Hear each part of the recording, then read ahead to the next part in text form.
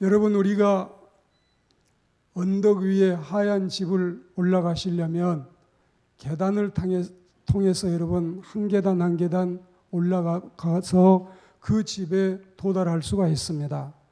항상 우리는 하늘나라를 이야기할 때는 천국으로 올라간다고 하고 지옥을 이야기할 때는 내려간다고 얘기합니다. 오늘 우리는 이 로마서 8장 29절 30절 두 절 말씀을 장로님이 봉독하셨는데 30절을 특별히 중심해서 우리가 여러분이 신학교에서 성직을 받아 사도의 길을 가게 될 신학생들을 상대로 사사되는 말씀이고 또 그런 학문이어서 다소는 어렵게 느껴질 수 있겠지만 가장 쉽게 은혜스럽게 이 말씀을 흥미롭게 들을 수 있도록 기도하면서 이 말씀을 준비했습니다. 그래서 오늘 우리는 여러분이 천국에 이르는 계단을 구원의 서정, 쉽게 말씀드리면 이 구원의 순서라 해서 9계단을 오르는데 우리는 이 계단을 하늘에 이르는 계단이다, 행복의 사닥다리다, 영적 행복들의 순서라고 지칭하고 있습니다. 이 9가지 구원의 서정, 소중회, 그 다음에 심칭수, 성견영. 그래서 여러분 이 소명과 중생과 그 다음에 회심, 그리고 신앙과 그 다음에 여러분 칭의와 그리고 수양, 그리고 이어서 성화와 견인과 영화, 이 9가지 중에 8가지는 하나님의 나라 가서 이루어질 일인데 지상에 사는 동안에 8가지 계단을 우리가 잘 통과하고 마지막 9째 계단은 하나님의 나라에서 영화가 가능한 겁니다.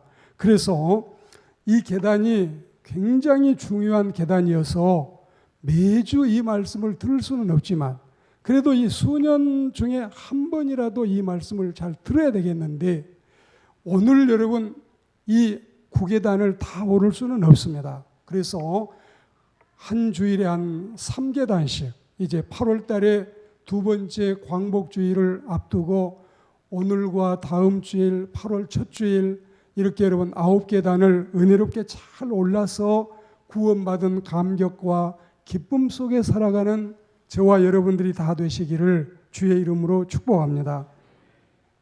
이처럼 하늘에 이르는 계단들, 행복의 사닥다리는 9계단으로 되어 있는데 우리가 처음에 첫 발자국은 하나님의 부르심인 소명, 그리고 두 번째 계단은 거듭남의 체험인 중생, 또 세 번째 계단은 모든 죄를 토해내는 회심에 있습니다.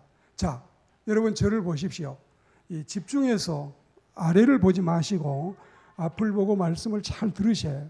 그래서 우리가 요즘에 여러분 구원의 서정에 대해서는 어떤 경우에는 순서에도 좀 이렇게 다른 의견이 있을 수가 있고 또 이 교리에 대해서도 전혀 또 다 받아들이는 것은 아니지만 그러나 우리는 하나님을 믿는 그리스도인으로서 개혁교회 신자로서 이 구원의 서정 9가지는 다이아몬드의 여러 면이 있는 것처럼 하나의 구원이 여러 측면을 가지고 있어서 순서에 너무 집착하지 않고 또 우리는 이 구원의 서정 9가지가 9계단이라고는 말씀을 드렸지만 시간적인 계단이라기보다는 교리적인 계단, 또 여러분 그렇지 않으면 논리적인 계단이라고 이해하시면 더 여러분이 말씀을 받기가 쉽겠고 오늘 로마서 8장 30절 말씀에는 첫째 계단인 소명과 다섯째 계단인 칭의와 그리고 마지막 9째 계단인 영화, 그래서 이 9개 계단 중에서 첫째와 중간과 마지막에 있는 이 세 계단을 통해서 9개 계단을 대표하는 것 같은 이런 인상을 우리에게 주고 있습니다. 그래서 오늘 우리는 첫째 계단인 소명의 계단을 먼저 여러분이 말씀을 통해서 오르도록 하겠습니다. 하나님이 죄인을 인도해서 그리스도인이 되게 하는 첫 계단을 소명, 즉 하나님의 부르심으로 출발합니다. 우리가 소명을 이야기할 때는 여러분, 하나님의 종으로 부름받는 일도 소명이라고 하고 하나님을 믿는 신자로 부름받는 일도 소명이라고 하는데 같은 소명입니다. 그러나 이미 주님의 소명을 받아 하나님의 종으로 선지자나 사역자로 선교사로 성직자로 부름받는 경우는 이 직분에 대한 사역에 대한 소명이고, 그리고 전혀 우리가 자연인으로 있을 때 하나님의 부름받는 소명은 구원의 행복 사닥다리 9계단 중에 첫 번째 계단에 속한다, 이 뜻입니다. 우리가 처음에 신자들로부터서 복음을 듣고 전도를 받은 것은 외적인 소명이고, 그리고 이 전도를 받았을 때 내 마음속에 하나님의 은혜가 임해서 이제 교회 가고 싶고 예수님을 구주로 믿고 싶고 하나님의 백성으로 살고 싶은 마음이 내적인 소명, 하나님의 부르심입니다. 그래서 여러분, 우리가 보면 태중에서부터 하나님을 믿는 모태신앙인들은 엄마 뱃속에 있을 때부터 하나님의 부르심을 받게 되는 것이고, 그리고 우리가 여러분, 내가 15살 먹었는데 20살 먹었는데 35살인데 여러분, 지나다니며 혹은 회사의 동료를 통해서 주변의 이웃을 통해서 친구를 통해서 예수 믿으세요, 교회 다닙시다, 예수 믿고 구원받읍시다, 우리 하나님의 백성 됩시다, 이런 전도를 듣는 게 여러분 소명입니다. 근데 이 소명은 우리가 여러분 마태복음 22장 14절 말씀에 보면 청함을 받은 사람은 많지만 택함을 받은 사람은 적다. 그래서 전도를 받는다 해서 다, 이 소명을 받는다 해서 다 신자가 되는 건 아닙니다. 우리가 요즘의 통계로 보면 작년 20명에게 전도하면 1명이 이 주님의 백성이 된다는 통계가 있고, 우리 지금 보험회사 다니는 집사님들은 이 보험 전화하는 텔레 이 마케팅 하는 분들 계시잖아요. 이분들은 통계로 보면 15명 정도 전화를 하면 1명 정도 여러분 이 계약을 성사시킬 수 있다, 이런 통계가 있습니다. 우리는 하나님의 복음을 듣고 있습니다. 계속해서 전도하는 사람들이 내가 예수 믿기 전에 하나님의 백성이 되라고 권면하는 이 부름을 하나님의 부름으로 받아야 되고, 이 부름을 끊임없이 받으면서도 다 거절하고 주님께 돌아오지 않는 이런 사람들은 하나님의 소명을 저버리는 겁니다. 그리고 이제 이런 외적인 소명을 우리가 성경의 근거로 보자면 이사야 55장 1절에 보면 아무나 다 와라, 목마른 사람도 오고 배고픈 사람도 오고 굶주린 사람도 오고 세상살이에 시달린 사람도 다 오라고 주님이 부르십니다. 그리고 에스겔 33장 11절에 보시면 하나님은 악인이 돌아오는 것을 기뻐하시고, 베드로후서 3장 9절에 보시면 오래오래 참으시면서 아무도 멸망하지 않고 회개하기를 기다리시고, 디모데전서 2장 4절에 보면 하나님은 모든 사람이 구원을 받고 진리에 이르기를 원하신다. 이게 보편적인 일반적인 하나님이 믿는 신자들을 통해서 세상에 복음을 전하는 이 외적인 소명이 있고, 이 소명이 여러분 내적 소명, 효과적인 부르심이 되기 위해서는 하나님의 강력한 이 소명이 필요합니다. 그래서 효력 있는 소명, 이 말씀은 무슨 뜻이냐면 그 일이 꼭 이루어지게 하는 이 여러분 궁극적인 목적이 있습니다. 그럼 그게 뭘까요? 누가 나에게 전도했을 때 내 마음에 성령님이 오셔서 완전히 마음을 뒤흔들어서, 과거에는 추워도 그런 생각이 없고 아무리 전도를 10번 20번 받았어도 하나님을 믿고 싶은 마음이 없었는데 이번에 여러분 하나님의 이 믿는 신자가 복음을 전해서 내게 복음이 들어왔을 때 그 복음 앞에서는 주님을 꼭 믿고 싶은, 하나님을 내 아버지로 모시고 예수님을 구주로 믿고 싶은 이 마음이 생긴 것은 내적 소명, 효과적인 부르심, 하나님께서 우리에게 효력 있는 부르심이 있어서 이런 감동이 오는 것입니다. 반드시 이 내적 소명은 구원을 이루는 부르심이고, 개인적으로는 1대1의 부르심입니다. 여러 사람들과 단체적이 아니라 하나님이 나를 직접 부르시는, 여러분 예수님께서 삭개오를 부르시듯이 내가 전도를 받았을 때 마음에 감동이 온 것은 하나님이 나를 1대1로 부르시는 역사입니다. 하나님의 선택적인 부르심, 하나님의 이 부르심은 인간이 저항할 수가 없습니다. 그래서 우리는 청함을 받은 사람은 많지만 택함을 받은 사람은 적다. 전도는 많은 사람이 20명이 전도를 받지만 그 중에 한 명이 신자가 된다면 그만큼 여러분 택함 받은 사람은 적을 수 있습니다. 그래서 기독교는 여러분 우리가 하나님을 부르는 것이 아니고 하나님이 우리를 부르셨다. 그래서 이게 성경에 보시면 사랑은 여기 있으니 너희가 나를 사랑한 게 아니라 내가 너희를 사랑했다. 선택은 여기 있으니 너희가 나를 선택한 게 아니라 내가 너희를 선택했다. 예수교회가 이방 종교와 다른 거는 어디에 있느냐?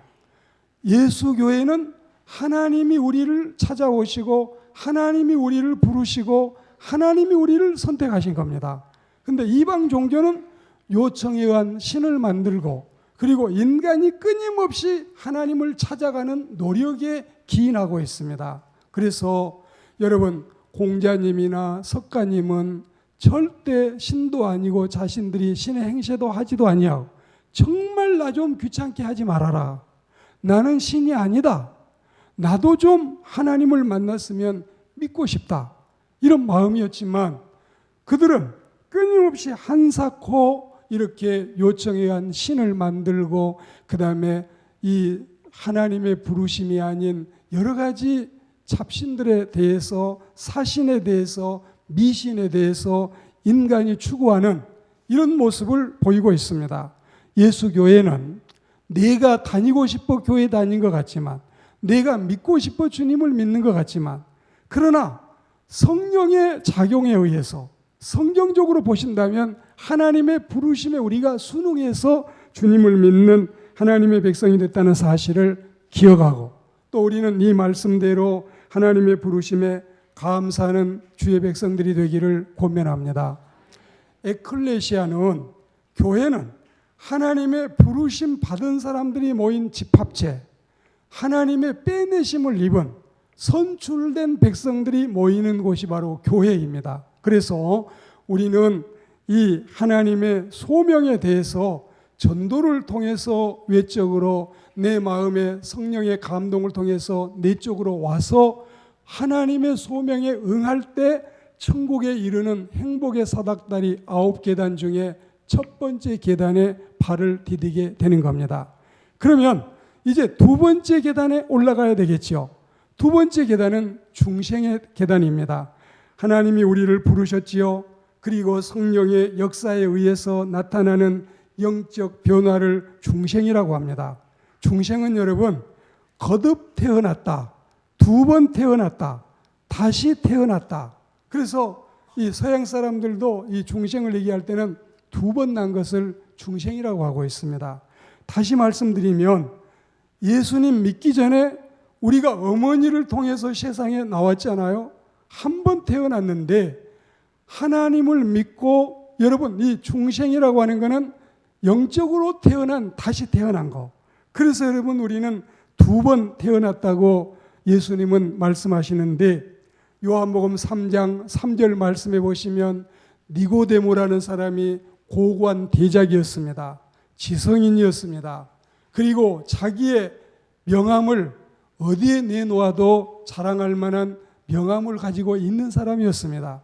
근데 이 사람이 여러 가지 세상의 화려한 신분에도 불구하고 영적인 갈망이 있고 구원의 소망이 있었습니다.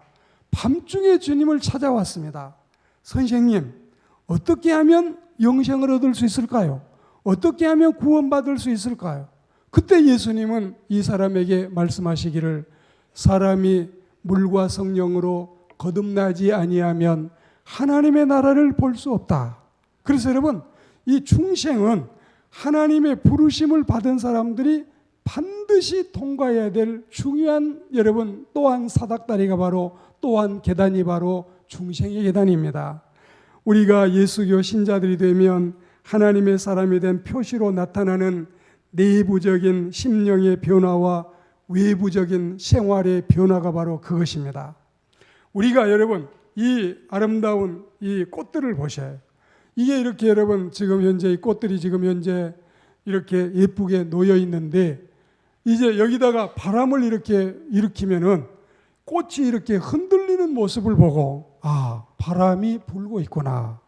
예수님은 거듭남에 대해서 설명을 하실 때 이 말씀을 하셨습니다. 바람이 보이지 않지만 나뭇가지가 흔들리는 것을 보면은 바람이 불고 있다는 것을 알 수 있다.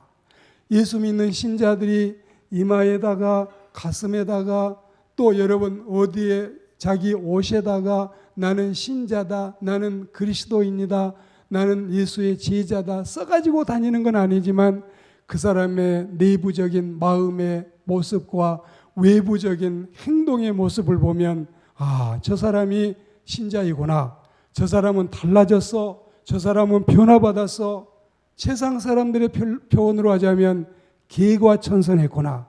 정말 이 여러분 옳지 않게 살던 사람이 예수님을 믿고 여러분 하나님의 백성이 돼서 신자가 돼서 바른 삶을 살아가는 모습은 중생을 통해서 얻어지는 겁니다. 그래서 세상 사람들은 그 모습을, 중생을 모르니까 개과천선처럼 또 신자가 아니라도 이런 표현을 쓰는 경우도 많이 있습니다.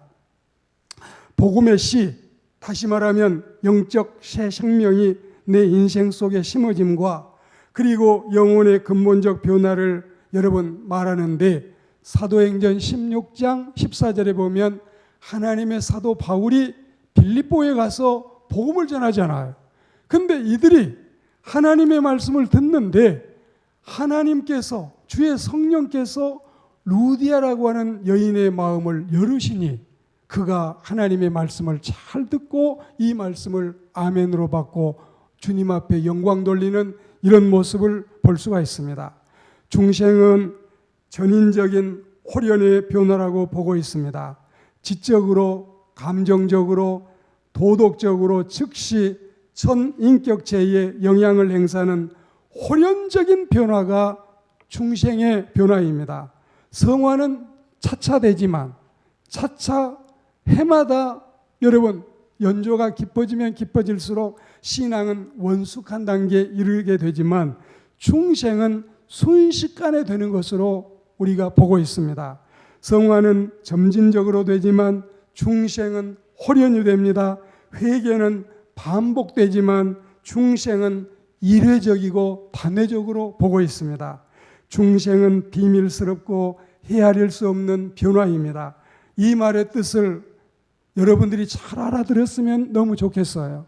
즉 인간의 잠재의식 생활에서 일어나는 일로 순간적으로 의식하게 되는 것인데, 어떤 경우에는 내가 중생함을 모르고 있다가 후에 중생의 결과를 보고 나서 중생했다는 사실을 확인하는 수도 있을 만큼, 이 중생은 여러분, 자, 중생은 어떤 것이냐면은 내가 죄인이라는 사실이 하나님 앞에 고백이 되고, 내가 예수님이 필요하다는 사실이 믿어지고, 또 예수님이 내 구주라는 사실이 믿어지면 고린도전서 12장 3절 말씀처럼 예수님을 주님이라고 고백하고 시인할 수 있는 사람은 이건 중생에서 되는 일이지 중생하지 않고 되는 일은 아니올시다.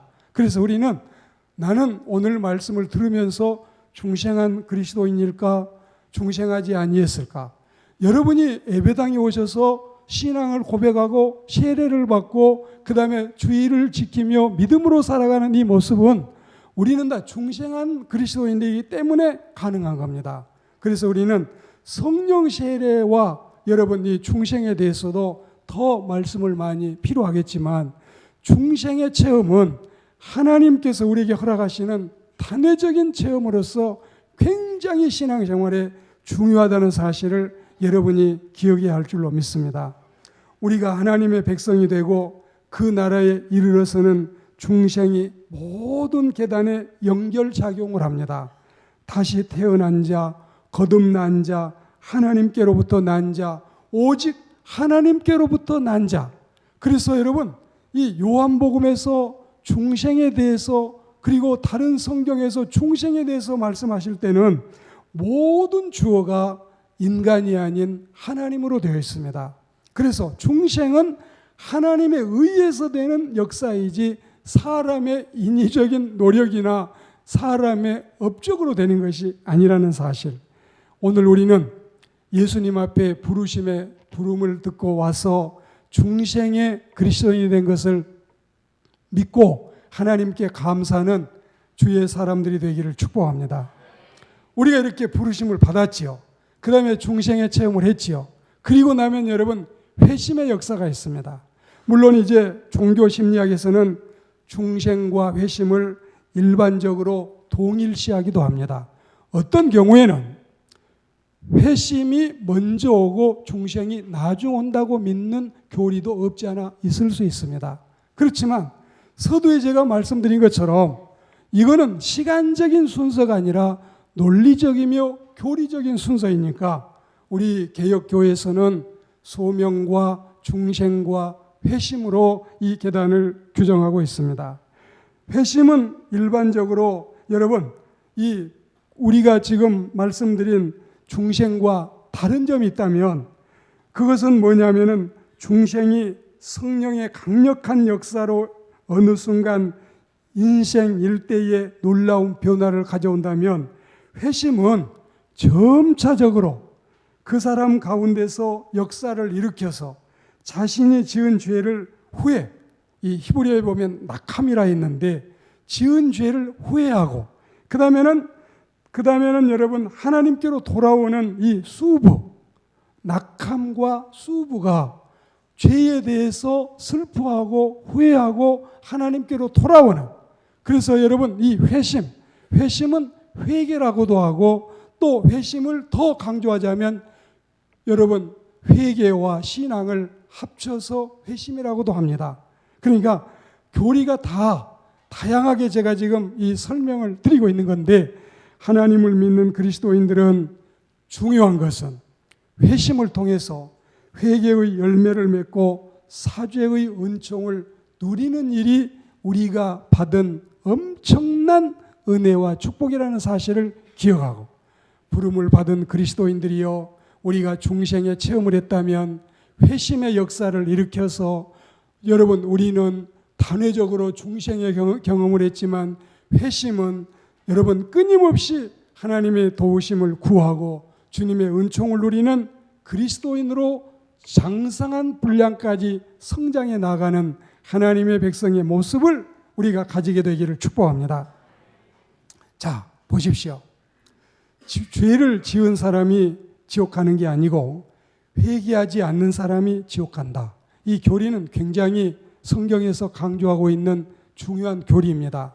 그러니까 누가 지옥에 가느냐? 죄인이 지옥에 가지만 회개했으면 지옥 가지 않는데 죄를 회개하지 않으니까 지옥 가고, 그럼 우리는 천국 가면 왜 천국 가느냐? 죄 없어서 천국 가는 게 아니라 예수님을 구주로 믿고 죄를 회개했기 때문에 우리는 천국 가는데, 그래서 우리 그리스도인들을 용서받은 죄인이라고 가르치는 겁니다. 이 세상에 구원처럼 여러분 단순하고 참 축복된 꾸러미 선물이 없는데, 구원은 가장 여러분 이 비싼 공짜다. 공짜 중에는 최고로 비싼 공짜가 구원이고, 그리고 여러분 우리가 하나님 앞에서 이 죄인들이 그 엄청난 죄가 많지만 예수님의 은혜로 용서받아서 천국 가기 때문에 우리는 용서받은 죄인이지 의인이어서 가는 게 아니다. 이 구원의 서정에서도 칭의라고 하는 이 말은 의롭다고 칭해 주는 거, 의롭다고 여러분 인정해 주는 거지, 사실 보면은 우리가 의인이라는 뜻은 아니라는 이 뉘앙스도 알 수가 있습니다. 죄인된 우리가 하나님 나라의 백성이 되기 위해서는 회심의 계단을 밟아야 됩니다. 이것은 하나님이 정하신 인간 구원의 순서입니다. 세례 요한이 그리고 예수님이 마태복음 3장 2절과 4장 17절에 보시면 세례 요한의 맨 처음 메시지의 일성이 회개해라, 천국이 가까웠다. 예수님이 맨 처음 사역의 초기에 그 첫 번째 메시지가 회개해라, 천국이 가까웠다. 회개하지 않으면 하나님 앞에 이를 수 없다는 사실을 우리는 기억하고, 우리는 하나님의 백성으로서 회개하는, 회개 잘하는, 죄 버리기 운동을 잘하는 하나님의 사람들이 되기를 축복합니다. 오늘 말씀을 맺는데 회심으로 맺으려고 합니다. 여기서 말하는 회심은 단번적으로 회심케 돼서 그의 과거와 그의 현재와 그의 미래의 죄까지를 용서하시는 그리스도의 보혈의 능력을 효력 있게 경험하는 이런 은총의 시간이지만, 여기에서 여러분 말씀을 드리고 싶은 것은 우리가 하나님을 믿는 그리스도인들이 회심은 한 번으로 끝나지 않고 계속되는데, 첫 번째 여러분 주님을 만났을 때 그 회심은 여러분 목욕하는 것과 똑같습니다. 그리고 이미 목욕한 사람들은, 회심의 경험을 가진 사람들은 세상을 살면서 손과 발을 씻듯이 자주 우리는 회개를 통해서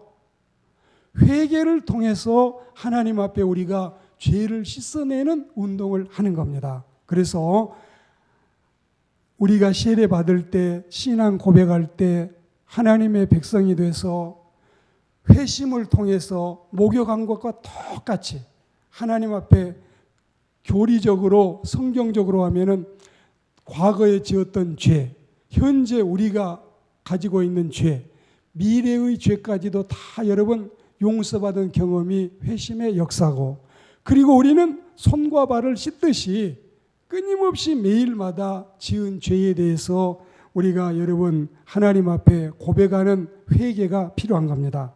오늘 요한복음 13장 10절 말씀에 예수님께서 제자들을 모아놓고 메시지를 하실 때 이미 목욕한 자와 손발을 씻는 일에 대해서 말씀을 하십니다. 여러분, 대야에 물을 떠다가 허리에 수건을 두르시고 제자들의 발을 씻기 시작할 때 베드로가 예수님 안 됩니다. 내 발은 못 씻어요. 절대로 못 씻습니다. 내가 예수님의 발을 씻으면 씻었지 예수님이 제 발을 씻으시다니요. 안 됩니다. 안 됩니다. 그럴 때 예수님이 내가 너의 발을 씻지 않으면 너는 나와 상관이 없다. 그럴 때 베드로가 고백한 게 이겁니다. 그러세요, 예수님? 그러면 이렇게 중요한 진리를 제가 모르고 거절했다니 말이 안 됩니다. 이 바보를 용서해 주십시오. 손과 발뿐만이 아니라 온몸을 다 씻어 주십시오. 그때 예수님이 대답하신 말씀이 이미 목욕한 자는 손과 발만 씻으면 된다. 우리는 회심을 통해서 주님의 백성이 되었으니 우리는 이미 영적으로 하면 사실 모든 죄가 용서받았지만 날마다 손발을 씻는 마음으로 끊임없이 일상의 죄를 회개하며 하나님 앞에 의롭게 인침받고 살아가는 주의 백성들이 되기를 주의 이름으로 축복합니다.